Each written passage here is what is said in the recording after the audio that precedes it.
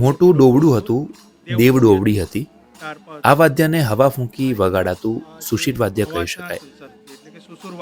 દક્ષિણ ગુજરાતની અંદર ચૌધરી આદિવાસીની દેવ ડોવડી હોય છે.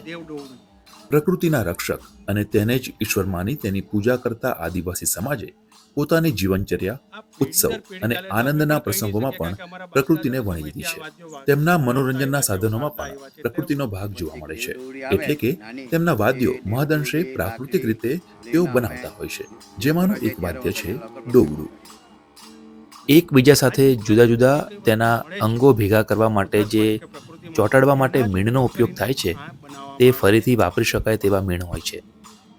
વાદ્ય અને નૃત્યનો પરસ્પર અનેરો સંબંધ છે. તાપી જિલ્લામાં વસતો ચૌધરી સમાજ મોટાભાગે ડોવડું વગાડે છે. કોઈ પણ તહેવાર કે શુભ પ્રસંગે આ વાદ્ય વગાડવામાં આવે છે. ડોવડું એ અહીંના ચૌધરી સમુદાયની ઓળખ છે.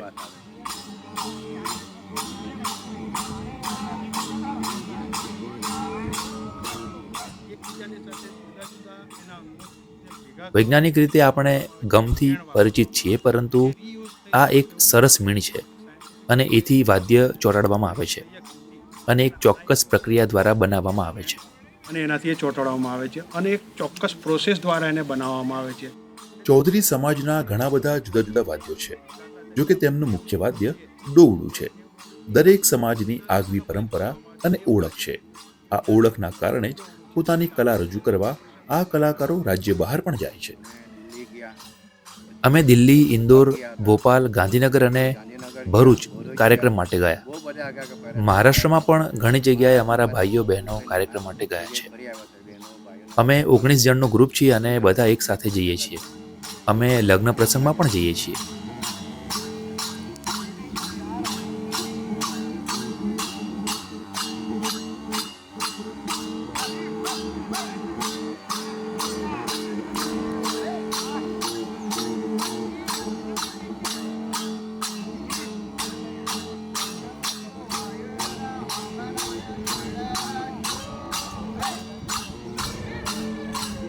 ગુજરાત સરકારના રમતગમત, યુવા અને સાંસ્કૃતિક પ્રવૃત્તિઓ વિભાગ તેમજ કમિશનર શ્રી યુવક સેવા અને સાંસ્કૃતિક પ્રવૃત્તિઓની કચેરી આવી લુપ્ત થતી કળા અને નૃત્યને જીવંત રાખવાના પ્રયાસના ભાગરૂપે સતત કાર્ય કરી રહી છે.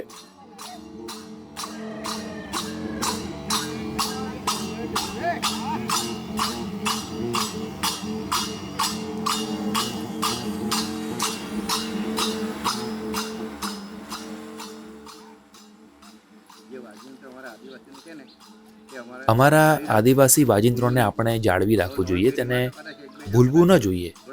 અમારી નવી પેઢીમાં તો કદાચ લોકો થોડું થોડું વગાડતા થાય તો અમારી સંસ્કૃતિ આગળ આવી શકે છે. આ સંસ્કૃતિ તમારે જાળવી રાખવું જોઈએ એવું અમારે આશા છે.